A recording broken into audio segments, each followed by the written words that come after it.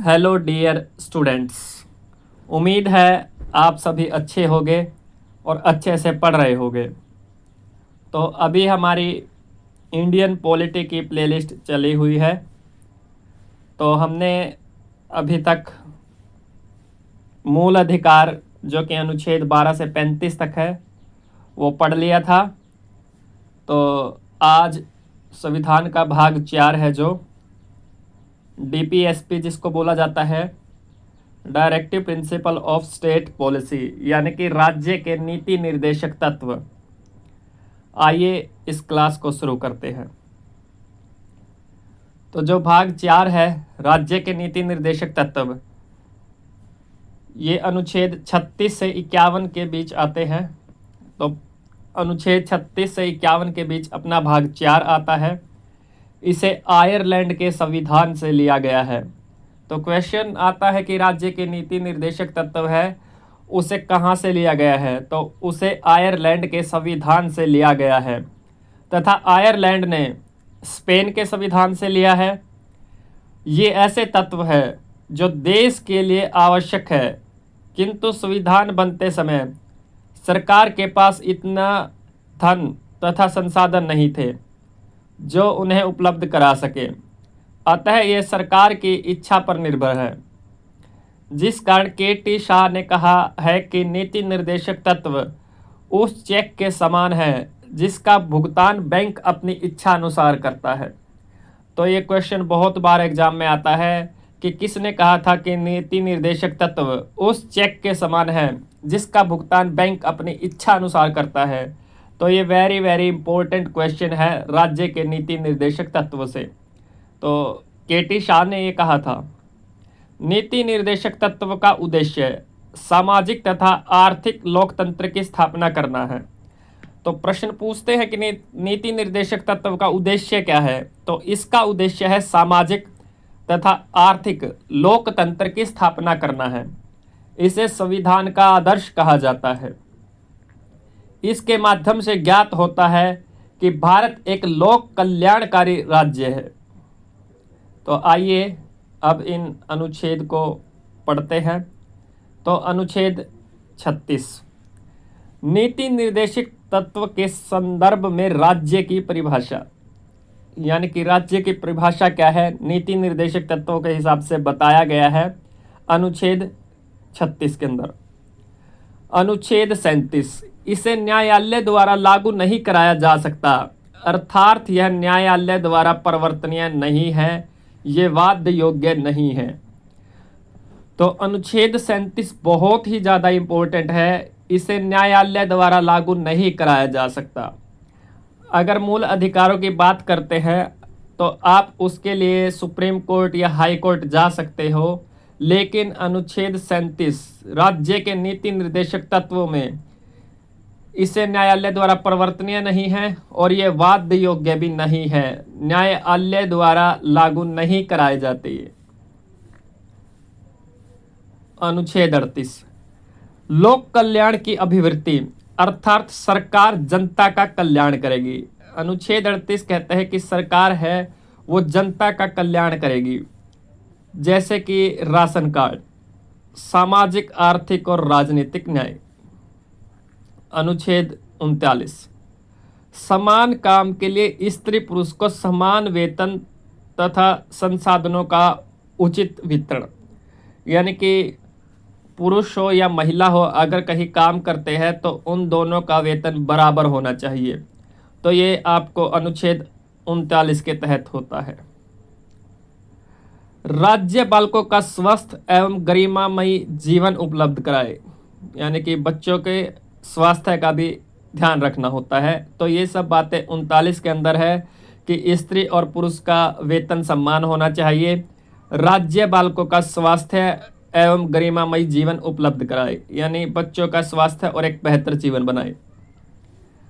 अनुच्छेद 39 का निशुल्क विधि सहायता, यानी कि कानून की आपको निशुल्क सहायता मिल सकती है। अगर आपको कानून की जानकारी चाहिए कोई भी तो आप निशुल्क प्राप्त कर सकते हैं अनुच्छेद 39 के तहत, जो कि 42वां संविधान संशोधन हुआ था 1976 के अंदर। अनुच्छेद 40, ये वेरी वेरी इंपॉर्टेंट है क्योंकि बहुत बार ये प्रश्न पूछा जाता है कि ग्राम पंचायतों का संगठन किस अनुच्छेद के तहत है, यानी कौन से अनुच्छेद में ग्राम पंचायतों का संगठन है, या ग्राम पंचायतों के विषय में कभी भी क्वेश्चन आता है तो वो है अनुच्छेद 40। तो ये अनुच्छेद 40 आपको बहुत ही अच्छे तरीके से याद करना है। अनुच्छेद 41, कुछ दशाओं में सरकारी सहायता प्राप्त करना, यानी कि कुछ ऐसी चीज़ें हैं जहाँ पे आप सरकारी सहायताएं प्राप्त करते हो, जैसे कि वृद्धा पेंशन, यानी कि जो बुढ़ापा पेंशन जिसको बोलते हैं वो मिलती है सरकार की तरफ से आपको। विधवा पेंशन है वो भी सरकार की तरफ से दी जाती है। विकलांग को साइकिल देना, तो ये अनुच्छेद 41 के तहत है। कुछ कंडीशंस के अंदर आपको सरकारी सहायताएं मिलती है। अनुच्छेद 42, न्याय संगत कार्य की मनोचित दशा तथा प्रसूति सहायता उपलब्ध करना, जैसे गर्भवती महिला द्वारा कठोर शारीरिक श्रम न करना। तो आप सभी जानते हैं कि जब मैटरनिटी लीव की बात करते हैं महिलाओं के लिए तो वो भी अनुच्छेद 42 के तहत होता है। और जो महिला गर्भवती होती है उससे किसी भी प्रकार का कोई भी कठोर शारीरिक श्रम नहीं कराया जाता है, इसीलिए उनको मैटरनिटी लीव मिलती है और फिर वो 2 या 3 महीने का जो भी है आराम करती है, लेकिन उसकी सैलरी उसको मिलती है। अनुच्छेद 43, निर्वाह योग्य मजदूरी अर्थात इतना वेतन दिया जाए कि परिवार चल सके। तो अनुच्छेद 43 में है कि निर्वाह योग्य मजदूरी अर्थात इतना वेतन तो होना चाहिए कि परिवार आसानी से चल सके। तो ये सब कुटीर उद्योगों के अंदर आता है, जो छोटे मोटे कार्य होते हैं उनके अंदर। तो ट्रिक है इसकी कि 41, 42, 43 को कैसे याद रखा जाए। 41 में है दमन, यानी कि दशा में सरकारी सहायता। 42 है मैं, यानी कि मनोचित दशा या प्रसूति सहायता आ जाता है। न, यानी कि निर्वाह योग्य मजदूरी। ये सब 41, 42, 43 को याद रखने की एक छोटी सी ट्रिक है। 43 का है उद्योग प्रबंधों में कामगारों की भागीदारी। अनुच्छेद 43 का ख भाग है सहकारिता। अनुच्छेद 44, समान सिविल संहिता अर्थात सभी धर्मों के लिए विवाह एवं तलाक की शर्तें समान रहेगी, भले ही विवाह की रीतियां अलग हो। यानी कि सभी धर्मों के लिए विवाह एवं तलाक की शर्तें समान रहती है, भले ही विवाह की रीतियां अलग है, चाहे वो मुस्लिम है, हिंदू है, बौद्ध है, लेकिन सभी के लिए विवाह और तलाक की शर्तें समान रहती है। नोट है कि भारत का एकमात्र राज्य गोवा है जहां समान सिविल संहिता लागू है। अपराध के कानून को दंड संहिता तथा चुनाव के कानून को आचार संहिता कहते हैं। यानी कि अपराध से संबंधित कोई भी कानून है उसको दंड संहिता कहते हैं, तथा चुनाव का जो कानून होता है उसको आचार संहिता कहते हैं। आप देखते हो इलेक्शन टाइम में, यानी कि 2 या 3 दिन पहले ही आचार संहिता लग जाती है, तो वो सिर्फ चुनाव का कानून होता है। अनुच्छेद 45, 6 वर्ष से कम आयु के बच्चों के स्वास्थ्य का ध्यान रखना सरकार की जिम्मेदारी है तथा 6 से 14 वर्ष के आयु के बच्चों को निःशुल्क शिक्षा देना सरकार की जिम्मेदारी है। तो अनुच्छेद 45 में है कि 6 साल से कम जितने भी बच्चे हैं उनके स्वास्थ्य का ध्यान रखना सरकार की जिम्मेवारी है, और 6 से 14 वर्ष की आयु के बच्चों का निःशुल्क शिक्षा देना सरकार की जिम्मेदारी है। यानी अनुच्छेद 45 में जो 6 साल से कम बच्चे हैं उनका स्वास्थ्य की जिम्मेदारी सरकार की है, और 6 से 14 वर्ष के बच्चे हैं उनको निःशुल्क शिक्षा देना सरकार की जिम्मेदारी होती है। नोट, शिक्षा के अधिकार को मूल अधिकार बनाकर 21 के 86वां संविधान संशोधन 2002 में जोड़ दिया गया। तो हमने पढ़ा था, जब मूल अधिकार पढ़ रहे थे तो उसमें 21 के हमने पढ़ा था, जिसके अंदर था शिक्षा का अधिकार। तो 86वां संविधान संशोधन के तहत वो जोड़ा गया था। अनुच्छेद 46, SC ST OBC, यानी कि SC है, ST है, OBC है, उनके लिए विशेष आरक्षण है। अनुच्छेद 47, सरकार पोषायुक्त आहार उपलब्ध कराएगी तथा नशीली दवाइयाँ एवं शराब पर प्रतिबंध लगाएगी। यानी कि पोषायुक्त आहार जिसमें पोषण तत्व से भरपूर हो, तथा नशीली दवाइयाँ जितनी भी होती है या फिर शराब पर प्रतिबंध लगाती है। अनुच्छेद 48, कृषि एवं पशुपालन की वृद्धि तथा दुधारू पशुओं के हत्या पर प्रतिबंध। यानी कि कृषि खेती के लिए एवं पशुपालन, जो पशुओं को पालते हैं उनकी वृद्धि करेगी। यानी कि सरकार है वो कृषि के प्रति कोई योजनाएं लेके आती है जिससे कि कृषि अच्छी हो, खेती अच्छी हो, पैदावार अच्छी हो।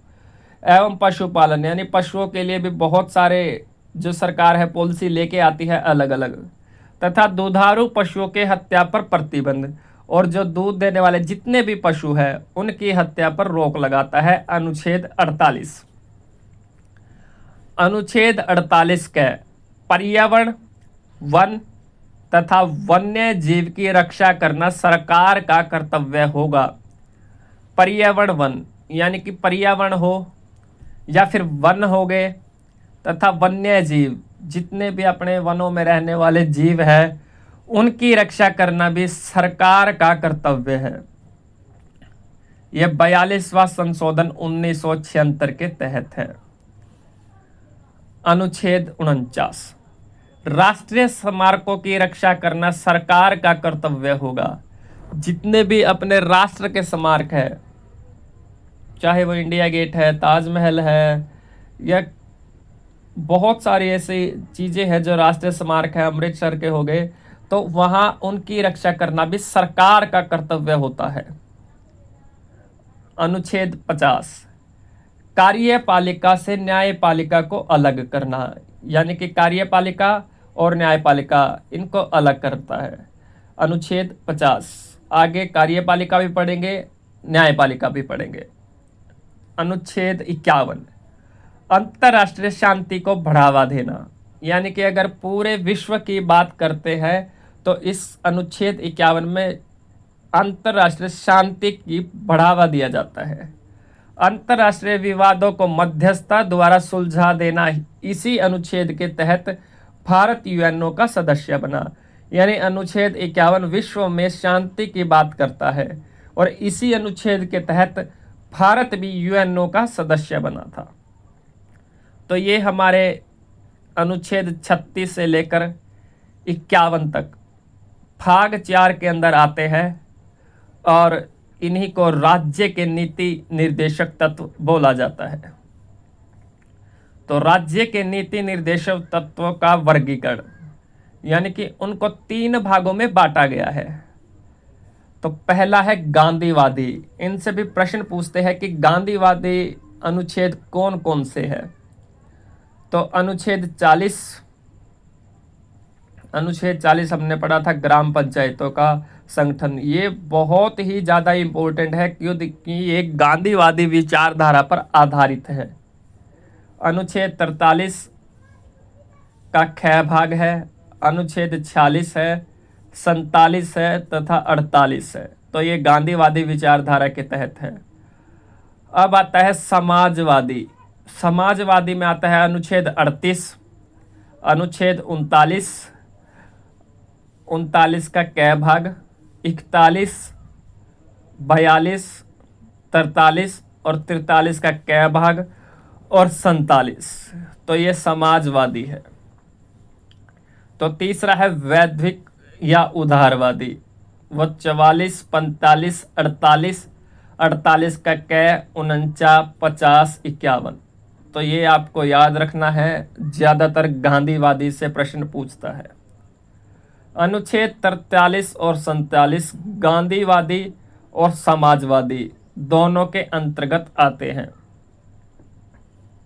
अनुच्छेद 48 गांधीवादी और उदारवादी दोनों के अंतर्गत आते हैं।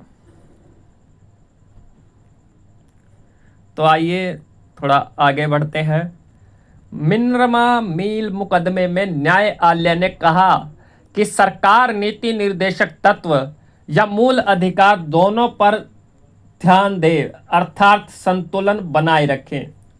न्यायालय ने कहा कि नीति निर्देशक तत्व एक लक्ष्य है और इस लक्ष्य पर पहुंचने का साधन मूल अधिकार है। सरकार मूल अधिकार पर नीति निर्देशक तत्व को प्रधानता नहीं दे सकती। तो आइए एक बार मूल अधिकार और नीति निर्देशक तत्व, इन दोनों के बीच क्या अंतर है, तो इनके बीच क्या क्या डिफरेंस है, इसको बहुत अच्छे से समझ लेते हैं कि मूल अधिकार क्या है और राज्य के नीति निर्देशक तत्व क्या होते हैं। मूल अधिकार, इसे यूएसए से लिया गया है। हमने मूल अधिकार पढ़ा था तो हमने यही पढ़ा था कि इनको यूएसए के संविधान से लिया गया है। और राज्य के नीति निर्देशक तत्व जो हमने अभी पढ़े थे, शुरू में ही पढ़ा था कि इनको आयरलैंड के संविधान से लिया गया है। यानी मूल अधिकार यूएसए के संविधान से, नीति निर्देशक तत्व आयरलैंड से। मूल अधिकार को भाग 3 में रखा जाता है और नीति निर्देशक तत्व को भाग 4 में। यह नैसर्गिक अधिकार होता है तथा जन्म से ही मिल जाता है। तो मूल अधिकार जो होते हैं हमें जन्म से ही मिल जाते हैं, लेकिन नीति निर्देशक तत्व है ये नैसर्गिक नहीं होते। सरकार इसे लागू करने के लिए बाध्य नहीं है, यानी सरकार इनको लागू करने के लिए किसी भी प्रकार से बाध्य नहीं है। यह न्यायालय द्वारा परिवर्तनीय तथा वाद योग्य है, यानी कि इनको न्यायालय द्वारा परिवर्तन किया जाता है। यह वाद योग्य है, यानी कि मूल अधिकारों के प्रति आप अपनी आवाज उठा सकते हो। लेकिन नीति निर्देशक तत्व यह न्यायालय द्वारा परिवर्तनीय तथा वाद योग्य नहीं है। यह सरकार की शक्तियों को घटा देता है, अर्थात ऋणात्मक है। मूल अधिकार है जो सरकार की शक्तियों को घटा देता है, अर्थात ऋणात्मक है। परंतु जो नीति निर्देशक तत्व होते हैं यह सरकार के अधिकार को बढ़ा देता है, अर्थात धनात्मक होता है। मूल अधिकारों के पीछे कानूनी मान्यता है, लेकिन नीति निर्देशक तत्वों के पीछे राजनीतिक मान्यता होती है। मूल अधिकार यह निलंबित हो सकते हैं, यानी कि इमरजेंसी के टाइम मूल अधिकारों को निलंबित किया जा सकता है, लेकिन नीति निर्देशक तत्वों को निलंबित नहीं किया जा सकता। मूल अधिकार व्यक्ति के भलाई के लिए है, परंतु नीति निर्देशक तत्व समाज में भलाई के लिए होते हैं। तो मूल अधिकार और नीति निर्देशक तत्व हमने बहुत अच्छे से पढ़ लिए हैं, इनके बीच का अंतर जान लिया है। तो आज का हमारा जो ये टॉपिक है नीति निर्देशक तत्व, जो कि भाग 4 में आता है और अनुच्छेद 36 से 51 के बीच है। तो इसके स्मरणीय तथ्य जो याद रखने योग्य बातें होती है उन्हें थोड़ा पढ़ते हैं। स्मरणीय तथ्य, संविधान के भाग 4 में उल्लेखित नीति निर्देशक तत्व को निम्नलिखित 5 समूहों में बांटा जा सकता है। पहला है आर्थिक न्याय संबंधी निर्देशक तत्व। पहला है आर्थिक न्याय संबंधी निर्देशक तत्व। दूसरा है सामाजिक न्याय संबंधी निर्देशक तत्व। तीसरा है राजनीतिक न्याय संबंधी निर्देशक तत्व। और चौथा है पर्यावरण संबंधी निर्देशक तत्व। और पांचवा है अंतरराष्ट्रीय शांति और सुरक्षा निर्देशक तत्व। यानी कि 5 समूहों में बांटा गया है। तो वो कौन कौन से है? आर्थिक न्याय, सामाजिक न्याय, राजनीतिक न्याय, पर्यावरण संबंधी और पांचवा है अंतरराष्ट्रीय शांति और सुरक्षा। डॉक्टर भीमराव अंबेडकर ने राज्य के नीति निर्देशक तत्वों को भारतीय संविधान की अनोखी विशेषता कहा है? तो डॉक्टर बी आर अम्बेडकर ने राज्य नीति निर्देशक तत्व को भारतीय संविधान की अनोखी विशेषता कहा है। नीति निर्देशक तत्व को आयरलैंड के संविधान से लिया गया है। तो ये प्रश्न पूछा जाता है एग्जाम में कि इनको कहाँ से लिया गया है, तो आपको ये याद रखना है।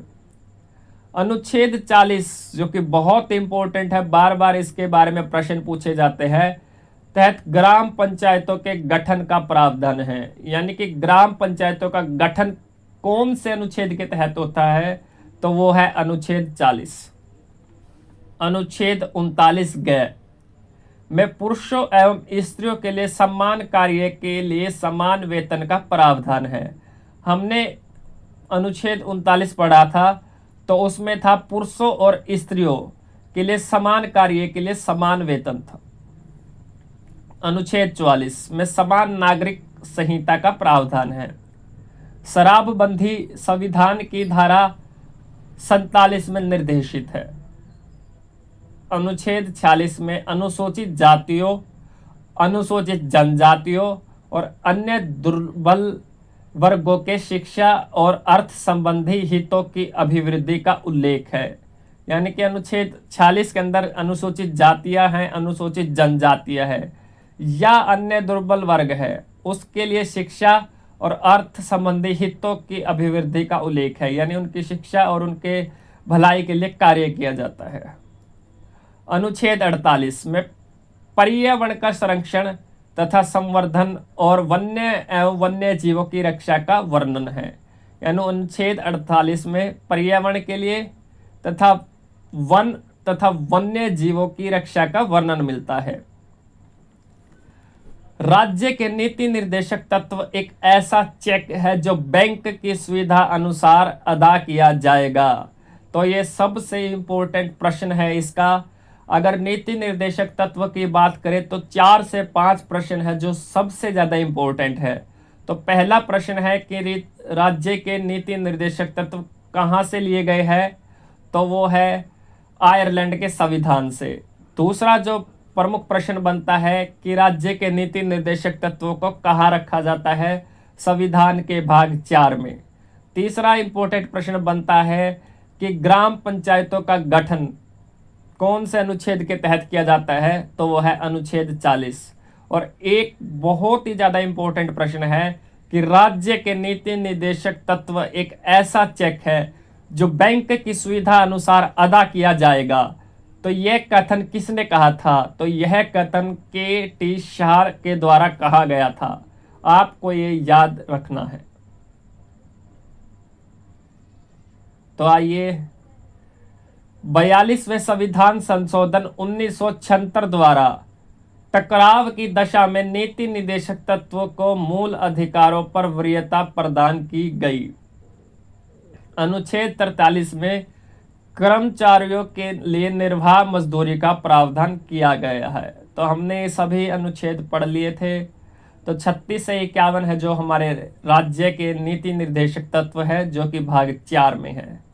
तो आइए थोड़ा इनके प्रश्न जो है पेपर में किस प्रकार से पूछे जाते हैं, जो कि एक पीडीएफ है, ये खान सर के द्वारा तैयार की गई है, जो हम आपको पढ़ा रहे हैं। इंडियन पॉलिटी की पीडीएफ है और अभी धीरे धीरे हम सभी सब्जेक्ट की पीडीएफ आपके सामने लेकर आएंगे, आपको बहुत अच्छे से पढ़ाएंगे।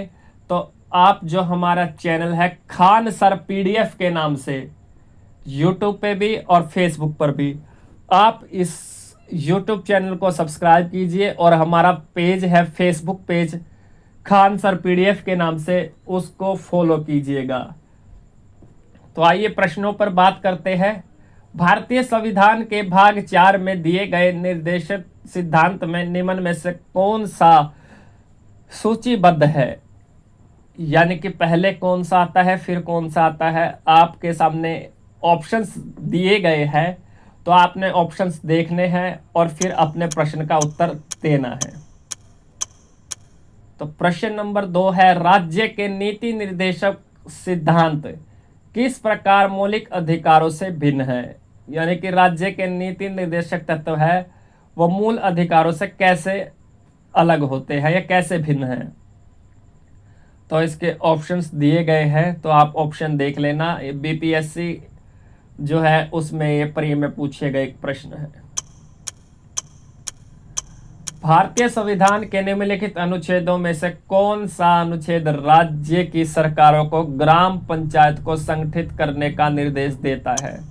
तो ये बार बार प्रश्न आ रहा है, हमने अनुच्छेद में पढ़ा, सामान्य तथ्यों में पढ़ा, और अब ये प्रश्न पूछा गया है, और ये बीपीएससी प्री में भी पूछा गया क्वेश्चन है। एक कल्याणकारी राज्य के निर्देशक आदर्श वर्णित है।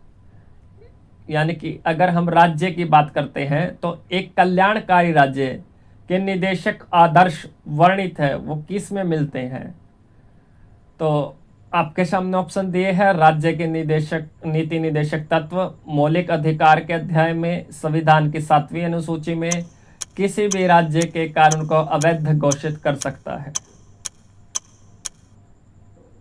5वां, शराबबंदी संविधान की किस धारा में निर्देशित है। तो शराबबंदी है, नशीली दवाइयां है, तो ये प्रश्न भी आता है प्रश्न में, आप इसको बहुत अच्छे से पढ़ लेना। देखिए सीजीएल के अंदर भी पूछा गया है। प्रश्न 7, भारतीय संविधान का कौन सा भाग राज्य के लिए नीति निर्देशक करने वाले तत्वों का उल्लेख करता है। तो इन्होंने पूछा है, तो वो भाग 4 है, हमने पढ़ लिया है। प्रश्न 8, भारतीय संविधान के किस अनुच्छेद में राज्य के नीति के निदेशक तत्वों का उल्लेख है। तो हमने अभी पढ़ा है अनुच्छेद 36 से 51 हम पढ़ रहे हैं, तो राज्य के नीति निर्देशक तत्व है वो 36 से 51 में आते हैं। प्रश्न नंबर 9, निम्नलिखित निदेशक सिद्धांतों में से वह सिद्धांत कौन सा है जिसे गांधीवादी सिद्धांत कहा जाता है। यानी गांधीवादी सिद्धांत कौन से हैं। हमने जब 36 से लेकर के 51 तक अनुच्छेद सभी पढ़े थे, तो हमने बाद में पढ़ा था कि गांधीवादी सिद्धांत कौन कौन से हैं। तो वो कौन कौन से हैं आप देख सकते हो, ऑप्शंस आपके सामने दिए गए हैं। 10वां, सूची 1 को सूची 2 के साथ सुमेलित कीजिए। आपको मिलान करना है। सूचियों के दिए गए कूट का प्रयोग कर सही उत्तर चुनिए। यानी कि अनुच्छेद 40, 41, 44, 48 ये दिए गए हैं। तो 40 क्या है, 41 क्या है, 44 क्या है, 48 क्या है। तो इनका आपको मिलान करना है, और मिलान करके फिर आपको अपना ऑप्शन चूज करना है। तो प्रश्न 11 है, निम्न इनमें से कौन सा राज्य के नीति निर्देशक सिद्धांतों में सम्मिलित नहीं है। तो इसमें कौन सा ऐसा है जो राज्य के नीति निर्देशक तत्वों में नहीं आता है। प्रश्न 12, मौलिक अधिकार एवं राज्य के नीति निर्देशक तत्वों के विषय में कौन सा कथन सही है। तो इनमें से कौन सा कथन सही है, आपको सही विकल्प का चुनाव करना है। भारतीय संविधान के किस अनुच्छेद द्वारा अनुसूचित जाति, अनुसूचित जनजाति तथा अन्य दुर्बल वर्गों के शिक्षा और अर्थ संबंधी हितों की अभिवृद्धि का उपबंध है। ये भी अनुच्छेद आया हुआ था, हमने बहुत अच्छे से पढ़ लिया था इसको, हमने सामान्य तथ्यों में भी इसको पढ़ा था। तो आपके सामने ऑप्शंस दिए हैं, आप अपना चुनाव कर लीजिए। प्रश्न 14, भारतीय संविधान में सम्मिलित नीति निर्देशक तत्वों की प्रेरणा हमें किस संविधान से प्राप्त है। यानी कि सीधा सीधा पूछा है कि राज्य निर्देशक तत्व है कौन से संविधान से लिए है। प्रश्न 15, भारतीय संविधान का कौन सा अनुच्छेद भारत की विदेश नीति से संबंधित है। यानी कि भारत की विदेश नीति से संबंधित है। तो अनुच्छेद 51 था, हमने अंतरराष्ट्रीय सुरक्षा के बारे में पढ़ा था जो शांति की स्थापना करता है। अनुच्छेद 16, प्रश्न नंबर 16, भारत राज्य के नीति निर्देशक सिद्धांतों के निम्नलिखित अनुच्छेदों में से कौन सा अंतरराष्ट्रीय शांति और सुरक्षा के संदर्भ से संबंधित है। प्रश्न 17, भारत में निम्नलिखित में से किसके अंतर्गत पंचायती राज प्रणाली की व्यवस्था की गई है। प्रश्न 18, संविधान के किस अनुच्छेद के द्वारा उद्योग के प्रबंध में कर्मकारों की भागीदारी का प्रावधान दिया गया है। प्रश्न 19, निम्नलिखित में से कौन सा नीति निर्देशक तत्व है? प्रश्न 20, समान कार्य के लिए समान वेतन भारत के संविधान में सुनिश्चित किया गया एक। प्रश्न 21, इनमें से कौन राज्य के नीति निर्देशक सिद्धांतों में सम्मिलित नहीं है? प्रश्न नंबर 22, राज्य के नीति निर्देशक सिद्धांत एक ऐसा चेक है जो बैंक की सुविधा अनुसार अदा किया जाता है। किसने कहा था? प्रश्न नंबर 23, भारत के संविधान के अंतर्गत ग्राम पंचायतों का गठन। प्रश्न नंबर 24, नीचे दो कथन दिए गए हैं, एक को कथन ए तथा कथन दूसरे को कारण आर कहा गया है। कथन ए, मनरेगा दर हर परिवार के कम से कम एक सदस्य को वर्ष में 100 दिन का रोजगार दिलाने का प्रावधान है। कारण आर, रोजगार का अधिकार संविधान के भाग 3 में प्रवर्तित है। नीचे दिए गए कूटों में सही उत्तर का चयन करना है। प्रश्न नंबर 25, संविधान के 42वें संशोधन द्वारा निम्नलिखित में से कौन सा सिद्धांत राज्य की नीति के निर्देशक तत्वों में जोड़ा गया था?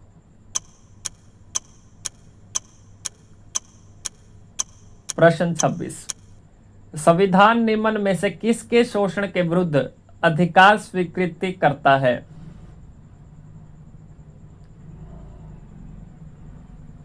प्रश्न 27, निम्नलिखित में से कौन एक राज्य के नीति निर्देशक सिद्धांतों में सम्मिलित है?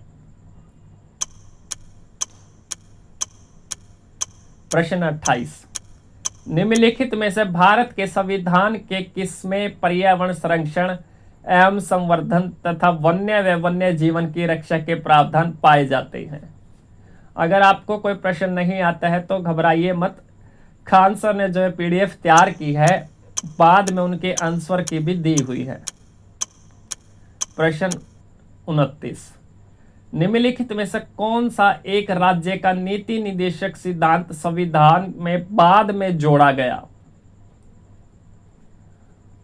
प्रश्न 30, भारतीय संविधान के भाग 4 में दिए गए निर्देशित सिद्धांतों में निम्न में से कौन सा सूचीबद्ध है? तो ऑप्शंस दिए गए हैं, आप चुनाव कर लीजिएगा। 31, राज्य के नीति निर्देशक सिद्धांतों को भारतीय संविधान में शामिल किए जाने का उद्देश्य है। प्रश्न 32, निम्नलिखित में से कौन एक राज्य के नीति निर्देशक सिद्धांतों का उद्देश्य नहीं है? प्रश्न 33, निम्नलिखित कथनों पर विचार कीजिए। भारत के संविधान के संदर्भ में राज्य की नीति के निर्देशक तत्व। प्रश्न 34, संविधान का कौन सा भाग कल्याणकारी राज्य का आदर्श घोषित करता है? प्रश्न 35, राज्य के नीति निर्देशक तत्व सहज अध्ययन के लिए निम्न में से कौन से भागों में विभाजित किए जा सकते हैं? प्रश्न 36, नीति निर्देशक सिद्धांत है वाद्य योग्य नहीं, मौलिक अधिकार कोई नहीं।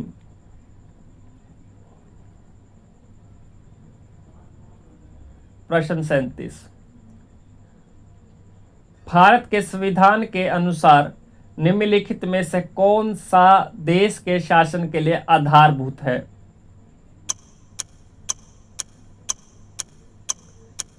प्रश्न 38, निम्नलिखित में से कौन एक मूल अधिकार नहीं है?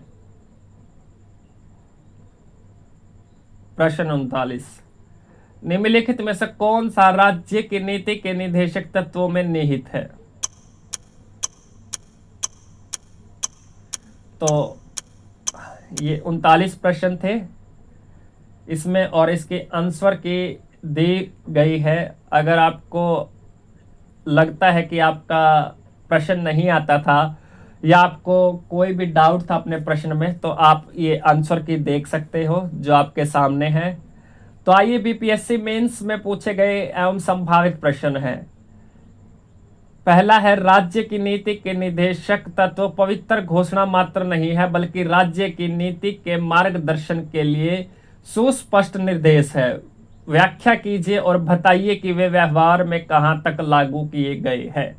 ये बीपीएससी मेंस में पूछा गया प्रश्न है। दूसरा, विभिन्न नीति निदेशक सिद्धांतों का वर्णन कीजिए। 1950 के बाद बिहार में इन्हें किस तरह से क्रियान्वित किया गया है। तीसरा, भारतवर्ष के संविधान में निहित राज्य के नीति निदेशक तत्वों की विवेचना कीजिए एवं उसका महत्व बताइए। प्रश्न 4, मौलिक अधिकार और नीति निदेशक तत्वों के बीच अंतर बताइए। 5, नीति निदेशक सिद्धांत में उपस्थित गांधीवाद के प्रभाव का उल्लेख कीजिए।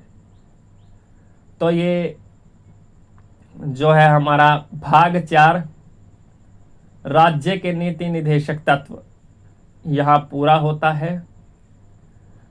तो हमने इंडियन पॉलिटी के 4 क्लासेज कर ली है, यानी कि संविधान का पहला भाग, दूसरा भाग, तीसरा भाग और चौथा भाग पढ़ लिया है। पहला भाग में हमने पढ़ा था कि अनुच्छेद 1 से 4 तक संघ और उसके राज्य क्षेत्र। दूसरा हमने पढ़ा था नागरिकता अनुच्छेद 5 से 11, और तीसरा हमने पढ़ा था मूल अधिकार अनुच्छेद 12 से 35, और आज की जो क्लास थी राज्य के नीति निदेशक तत्व यानी कि अनुच्छेद 36 से 51 तक। तो हमने संविधान के भाग 4 पढ़ लिया है। तो अभी हमारी इंडियन पॉलिटी की जो प्लेलिस्ट चली हुई है, धीरे धीरे हम और भी जो दूसरे सब्जेक्ट है, चाहे हिस्ट्री की पीडीएफ है या ज्योग्राफी है या फिर इकोनॉमिक्स है या फिर साइंस सब्जेक्ट है, जितने भी, चाहे बॉटनी की बात कर ले या फिर बायोलॉजी है, केमिस्ट्री है, फिजिक्स है, तो इन सब की पीडीएफ भी धीरे धीरे आपको पढ़ाई जाएगी। तो आप अपनी राय रख सकते हैं कि कौन सी प्लेलिस्ट शुरू करें या कौन से सब्जेक्ट पे आप सब वीडियो चाहते हैं, कौन से आपको प्लेलिस्ट पढ़ाई जाए जिसकी आपको अत्यंत आवश्यकता है। तो आप अपनी राय रखिए, उसके हिसाब से हम आपके सामने वीडियो लेकर आएंगे। खान सर की जितनी भी पीडीएफ है सभी हमारे पास उपलब्ध है, वो सभी सब्जेक्ट की पीडीएफ आपको धीरे धीरे पढ़ाई जाएगी। तो आपसे बस इतनी ही गुजारिश है कि आप सिर्फ जो हमारा चैनल है, अगर आपको खान सर का कंटेंट चाहिए तो हमारा चैनल है खान सर पीडीएफ के नाम से, यूट्यूब पे भी, और फेसबुक पेज है हमारा खान सर पीडीएफ के नाम से। इसको सब्सक्राइब करें, फॉलो करें, और जो वीडियो है उसको लाइक करें, शेयर करें और सब्सक्राइब करें। तो मिलते हैं अगली वीडियो में।